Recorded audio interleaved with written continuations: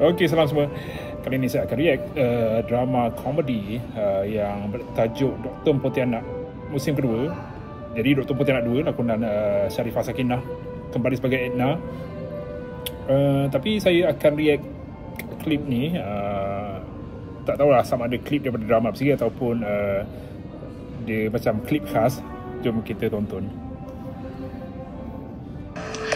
Aku minta maaf sekali lagi ya, jujur walaupun aku tahu itu bukanlah kesalahan yang besar kerana aku orangnya suci, polos, lugu, nggak ngerti apa-apa perkataan aku ni seolah-olah kayak doa aja untuk kalian. Aku nggak berniat-berniat, aku cuma kayak merasa ada kepuasan aja dalam menghina orang lain. Tapi aku minta maaf lah ya, walaupun aku tahu nggak salah, tapi tenang aja kalian semua, aku maafin, aku tahu aku nggak salah, aku nggak peduli, pokoknya enggak mungkin lah aku salah yaitu menghina kalian-kalian. Aku juga ngomong apa adanya ada, aku ni polos gitu ya, tapi aku tetap minta maaf lah ya.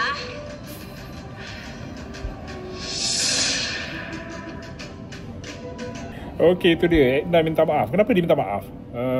Apa puncanya dia minta maaf? Itulah saya pun tak faham.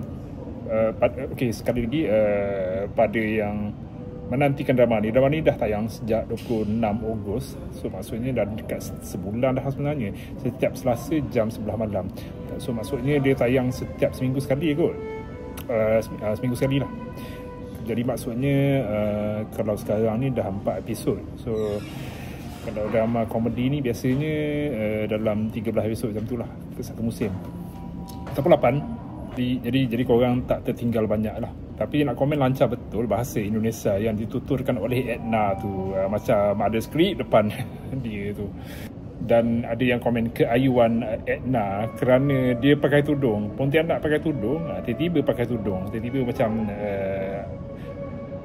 masih insaf lah. Taubat, ada benda, apa benda yang Edna buat sampai dia minta maaf macam tu sekali. Ada yang kata Edna minta maaf ni kerana dia derhaka pada Pak Us dan juga dia ada salah silap dengan Vivi lah, Vivi watak dalam drama Dr. Pontianak. Dr. Pontianak, doktor lah.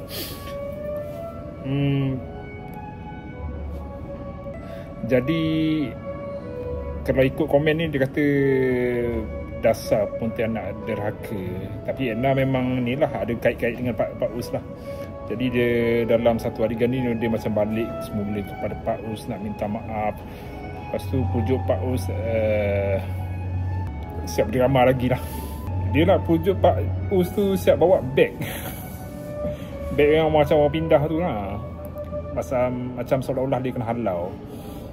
Jadi kalau korang nak tahu apa yang berlaku, korang boleh tonton di Astro One dan juga Suka. Kalau korang belum langgan Suka lah.